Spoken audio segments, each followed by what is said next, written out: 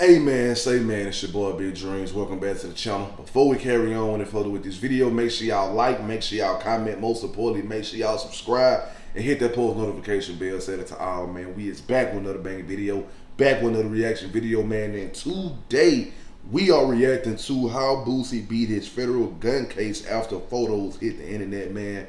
We're finna dig in here and see what's going on. I'm not gonna make the opening of this video too long. All I ask is that y'all smash that like button so this video can rank higher in the algorithm. Go crazy in the comments. Let me know what you want me to react to. And if you're watching me and you're not subscribed, man, subscribe. That's all I ask. Finna go ahead and dig in, man. Man, what's up, everybody? Welcome back to another episode of EOS. It's 1090 Jake, and I'm rocking with y'all, y'all rocking with me. And for this video, we're gonna be speaking on Boosie and how he was able to beat his Fed case.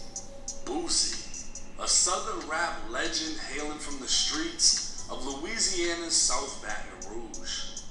Most would say he's famous, some would claim he's infamous. But if there's one title that fits his persona, it's undefeated. July 12, 2024, Boosie would take to Instagram with an emotional post announcing his federal gun case has been dismissed.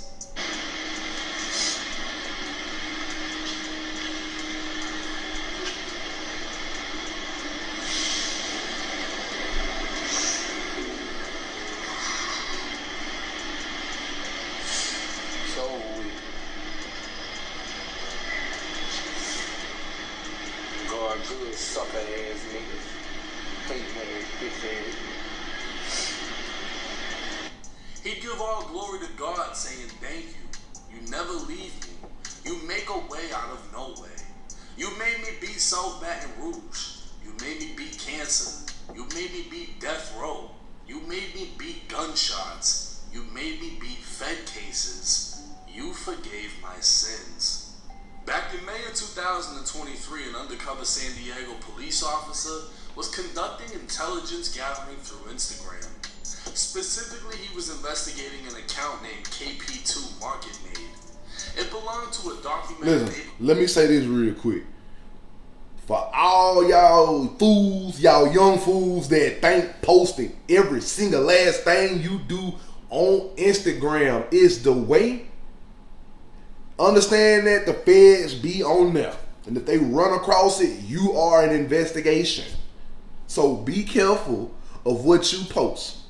Matter of fact, just straighten your life up, man. Crip named Alondre Dickerson, who went by because them folks is not playing no games, bro. He was one of many taken down by the feds in 2014 for racketeering. Come to find out, he was a member of the Tycoons, a money gang made up of West Coast Crips, East Side Skyline Pyrus, Lincoln Park Bloods, and neighborhood Crips. They'd all joined forces to engage in a variety of illegal activities, but their main hustle was sex trafficking. According to the indictment, they target women and girls from the ages of 12 to 20 and use older females to recruit the younger ones from nearby schools. So what does this have to do with Boosie? Not a fuck thing. Boosie was in Dago to shoot a music video with a rapper by the name of Bully 3, and KP2 just so happened to be one of 3's associates. The San Diego police officers... And he posted it, man. That's what I be saying, bro. Boosie gonna have to watch how he move, man. It literally don't take that much, especially if the feds are already keeping tabs on your Instagram account, bro. You gotta be careful of what you post and who you post and where you at. Like, them folks won't hesitate to come after you, bro. Like, it be crazy. The feds, their job has gotten easier. Cause these fools out here just posting everything on Instagram. All they gotta do is just sit back, print out a screenshot of what you posted on paper, boom. If you try to deny it, well, sir, what's this right here? That's all they gotta do. They job got easier because all they do is just make dummy accounts to stop your social media. That's all they do. Wearing red pants and a white t-shirt can be seen with a black handgun in his waistband. KP would tag Boosie's Instagram account along with Bully 3. The officer would identify the man as Boosie, and going over to Boosie's Instagram, The officer found Boosie's account was live and he could be seen in the same outfit. The officer also observed the 49th Street sign as an unknown male stated they were live in the streets of San Diego. Officers were well aware that the area of 49th and Guyman is known territory of the neighborhood Crips. A police helicopter was requested to fly over the area with a provided description of Boosie, and at 3:10 in the afternoon, Boosie could be seen from the helicopter getting into a black Mercedes SUV. Officers on the ground would locate the black Mercedes pulling it over after watching it fail to stop at a red light. The vehicle would continue to slowly drive another block before coming to a complete stop, while officers could observe the rear passengers' heads moving side to side. It was believed they may be attempting to conceal firearms or illegal contraband. Officers located 3 men in the vehicle, the driver in front, and in the back, Boosie and his security. Officers asked if any weapons were inside of the vehicle, and Boosie answered he didn't have any weapons, but his security did.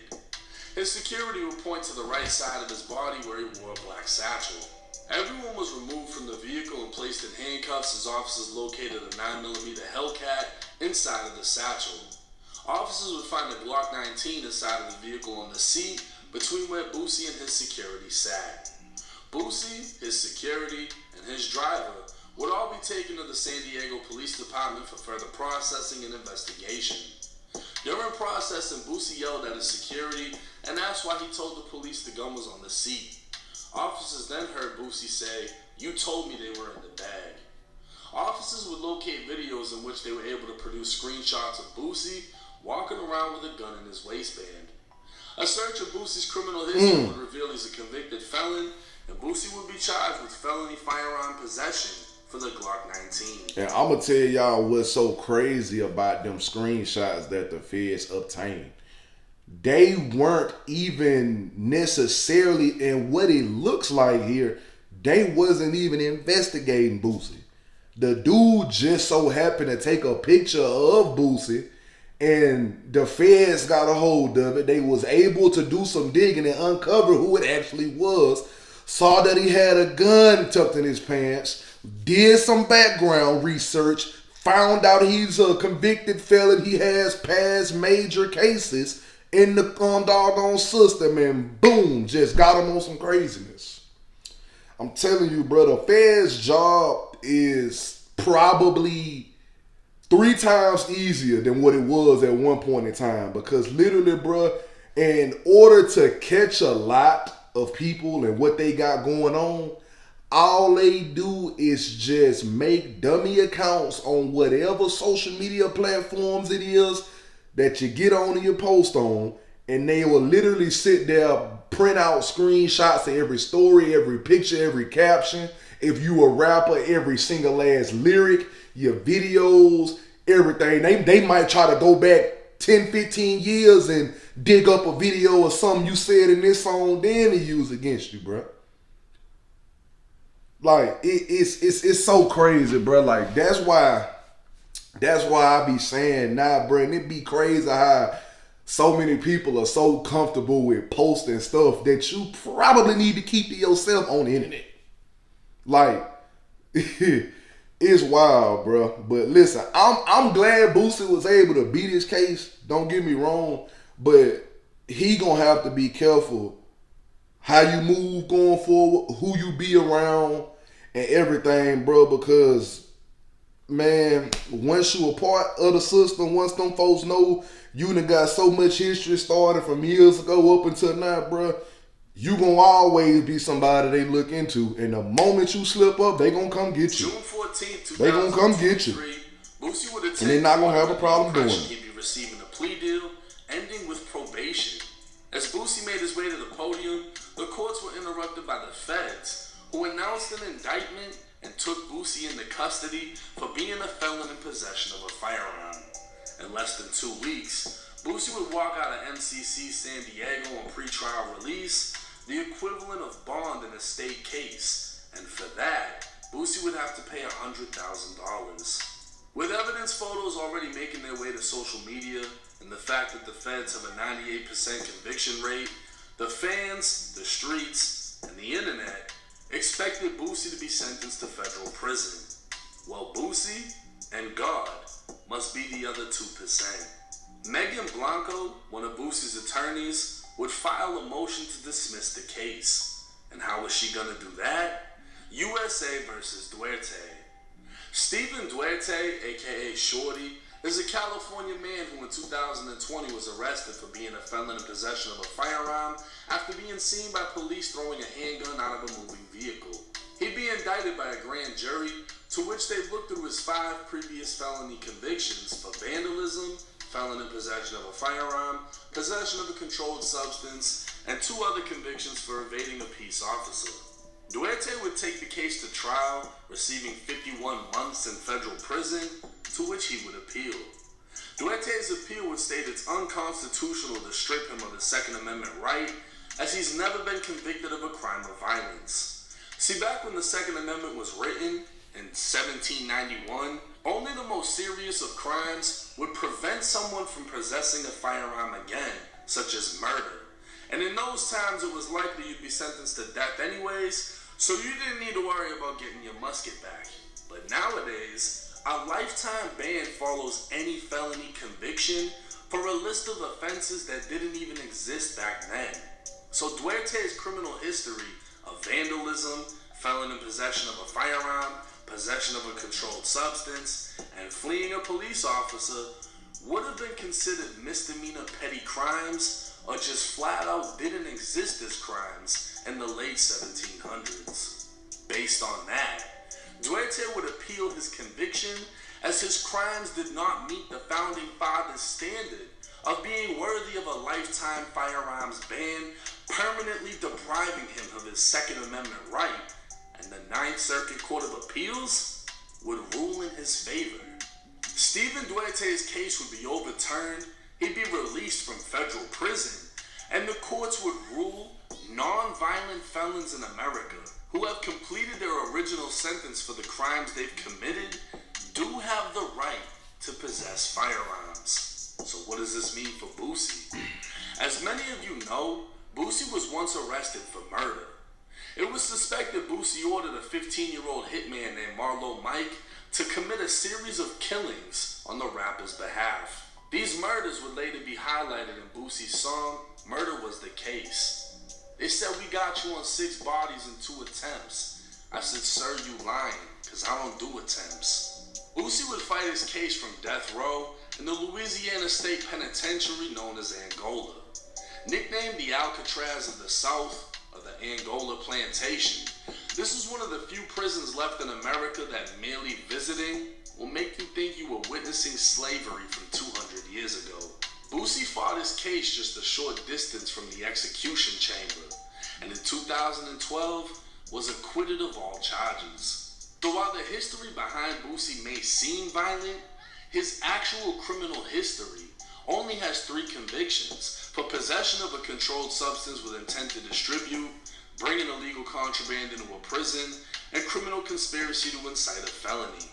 Like Duarte, none of these crimes should ban Boosie for life from firearms, and because of Duarte, the felony gun possession case against Boosie was dropped.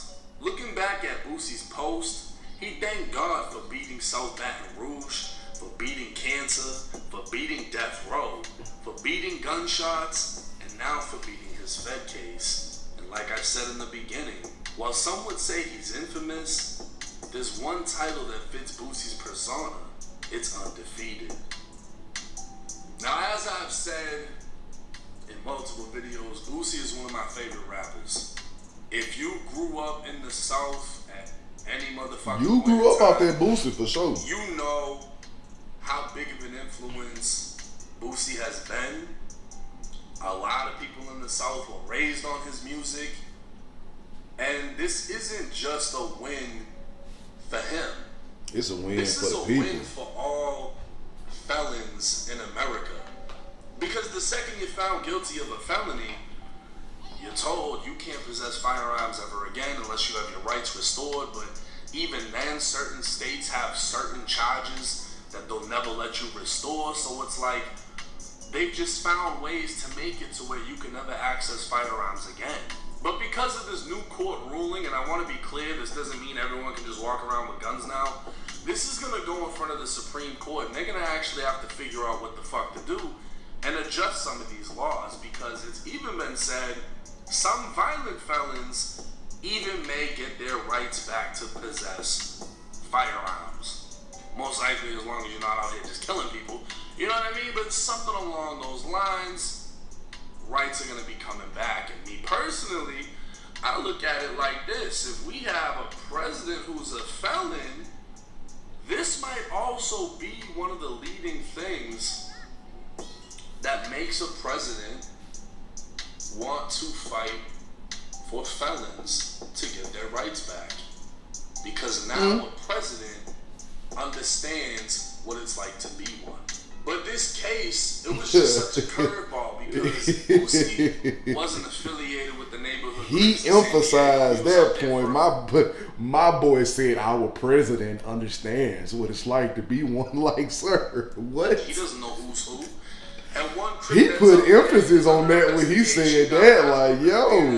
Racketeering case back in the day, police are watching him, and because he wants to take pictures of Boosie, clearly with a gun on his back, now Boosie got a fucking helicopter following him around. So basically, I mean, I'm not saying dude snitched, but dude's sloppiness was the sole reason Boosie ended up even catching the case to begin with. Yeah. But man, it's powerful. That's facts. How Boosie speaks on God and how many things he's gone through and God got him through. You know what I mean? You can say whatever you want. You fighting cases like that, you're gonna stop praying to whoever the fuck you can pray to. And you're gonna hope somebody answers you back. When God got you, he got you. Yet again, he's made it out of a situation that potentially could have put him away for up to 10 years. It's a win for everybody. You know what I mean? It's a win for the fans. It's a win for him and his family. And for the felons out there, this could be major. However this goes, USA versus Duarte, however how they take this, we as felons need to watch this. And if there's any way we can sway the crowd in our favor to us getting our rights back to where we're not permanently judged for the rest of our lives, to where you go to get an apartment, you don't have to worry about telling them about your felony convictions. See, look, hold on. I'm gonna let him finish out. I ain't gonna stop him right here. We at the end. We should be able to work wherever the fuck we want to work. But you gotta start off small, and this may be the beginning we need to keep our eyes on. But hey, it's 1090 Jake. I'm rocking with y'all, and y'all rocking with me. Until next time. Just to kind of like comment. Critical race theory. What is critical race? Just to kind of comment on what he said, you know, not being judged. One thing about it, bro, and it may not be like this in every case, but if it comes to a situation where you have to voice a lot of your past life or explain a lot of your past life or whatever, bro, in my opinion, we live in a world now where people gonna always judge you off of what you did wrong, regardless to if you committed a crime or you just made a bad decision, sin, whatever. It's like we live in a world now where people judge you off of where you stood instead of where you're standing. And one of the things that I believe in my heart, it's not a human's place to judge. It's only God's place to judge, because humans' judgment doesn't determine if we get into heaven or not. God's judgment determines if we get into heaven or not. So here on earth, the words you say don't determine if I go left or right. What God says determine if I go left or right. So it's crazy that we live in a world where people, you know what I'm saying, they hear certain things about you, whatever, you might have did this in your past life, did that in your past life, and they judge you for it. But everybody got a past, bro, whether it's good, bad, ugly, whatever the case may be. You know what I'm saying? And I just wish that people would learn to, you know what I'm saying, not try to judge somebody for something that they messed up at along the line. Because that's eventually, that ties into how you become a better person. Like, sometimes you have to mess up and learn your lesson. And doggone near, lose everything just to be in that spot where you take everything serious, man. And life has its way of teaching everybody. Everybody has their own trials and tribulations that they went through, man. So that's one thing to understand. But listen, this is the end of the video. Make sure y'all like, make sure y'all comment. Most importantly, make sure y'all subscribe and hit that post notification bell. Set it to all. All social media links will be in the description. The link to the previous reaction video will be there as well. So follow me on all my social medias and then click the link to the previous reaction video and watch that whole video after you watch this whole video, man. I'm still going to be putting the Shine Armor info and stuff in the description. I said this in the last few videos. Their website is down. I'm going to let y'all know when it's back up, man. I'm going to keep y'all updated. But listen, I love y'all and I appreciate y'all for showing me love back. And we out this thing, man, for real.